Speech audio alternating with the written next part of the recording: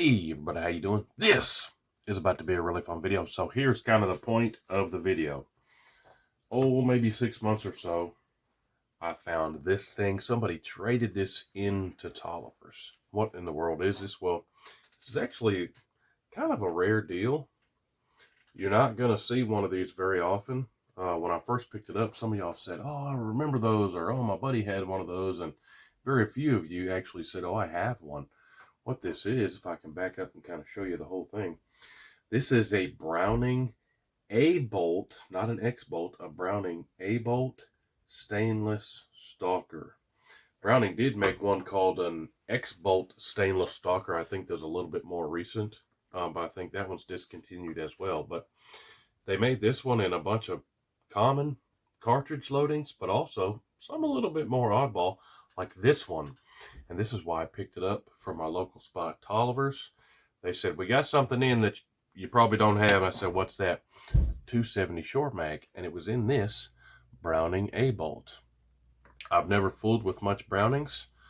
I said, yeah, we need to give it a spin. I got to have videos on everything, and I don't have a 270 short mag yet. So my only complaint with this one, which most people would probably be fine with it, but the trigger, I like the actual physical trigger itself. It's wider than the average bear trigger, but it's fairly heavy.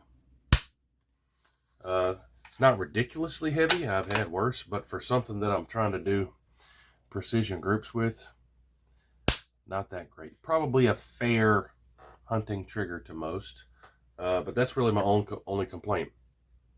For the rings, I put these DNZ mounts on it. I've started to like those.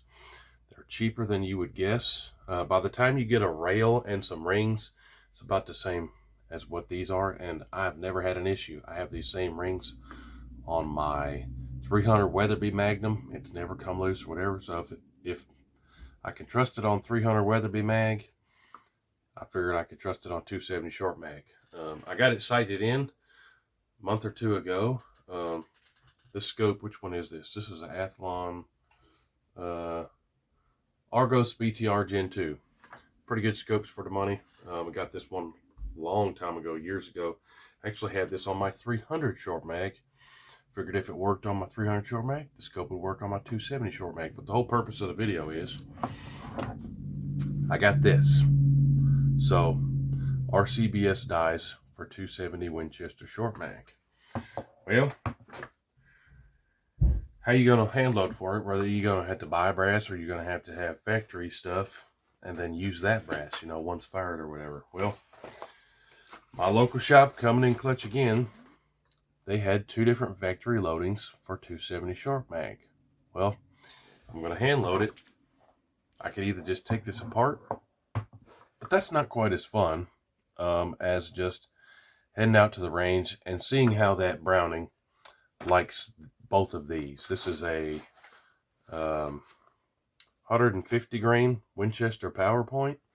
How fast does the box say these are supposed to be going? 3150. That's booking it. 3150 with 150 grainer. That's booking it. And then these are 145s, Precision Hunters, and the box says these are supposed to be going 3,100 feet per second. I was going to take them out of the box when we're sitting here, got them in the hand. Here's the Precision Hunters, and here's the PowerPoints. See why it's called a short mag. It's definitely short and fat. Lots of powder means more boogie. But let's head to the range, see how my Browning A-bolt stainless stalker likes those two factory loadings. I'm excited about hand loading it. But let's see what we can do with those two.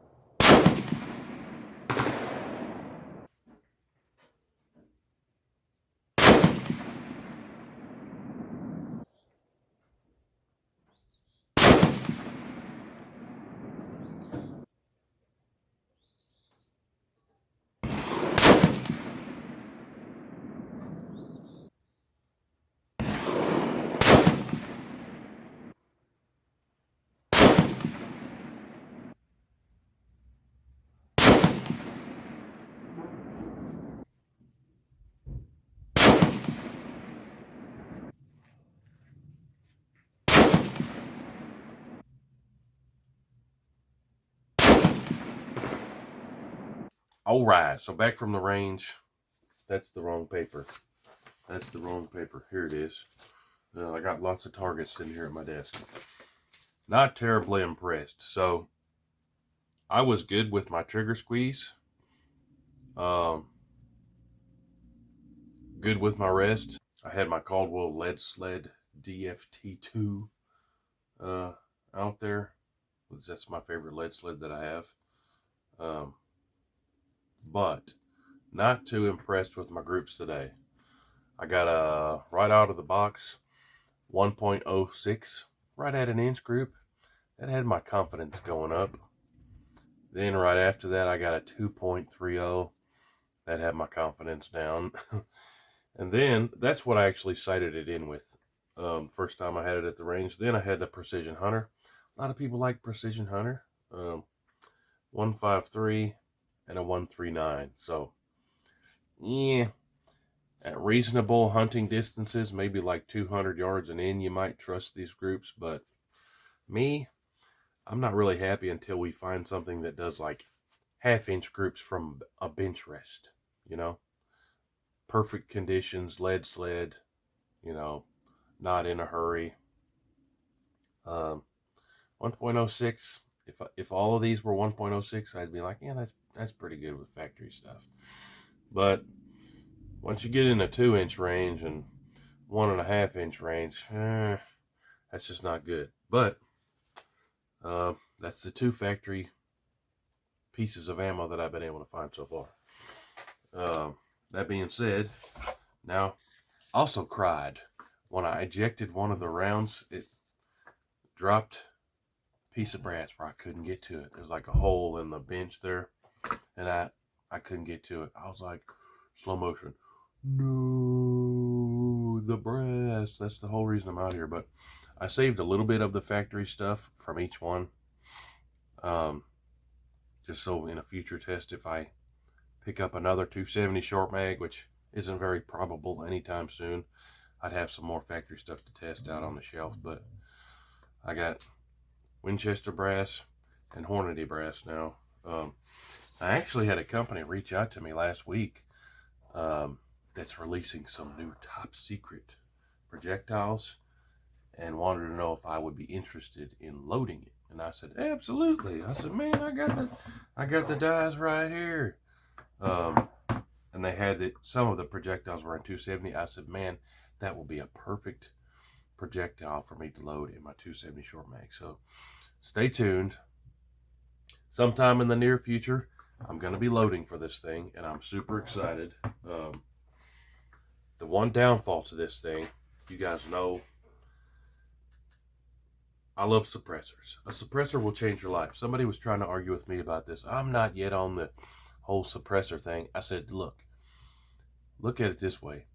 Nobody has ever said, I wish I didn't have a suppressor. That's just not a thing, because suppressor, it takes the recoil out. It saves your ears. Suppressors all around make you a better, make you group smaller. That's just a fact. This one is not a heavy profile barrel. I'll probably have to get this threaded in 1/2 by 28, but maybe I should get this threaded while I'm waiting on those projectiles to show up. Anyways, did what we set out to do. I got one group close to an inch, but I'm not happy. I'm also going to need to upgrade the trigger in this thing, make that a little bit more better, like 2 pounds, maybe 1 pound. I like super light, expensive for bench rest stuff. But hey, appreciate you watching. Let me know what you think about 270 short mag. I love it. I have not yet hunted with a 270 short mag. I took a deer with my 300 short mag. That video's up. It works good. But the ballistics on 270 short mag, pretty awesome. This was the 6.8 Western before 6.8 Western was a thing in a lot of regards. But hey, appreciate you watching. We'll see you guys on the next one. Hooty-hoo!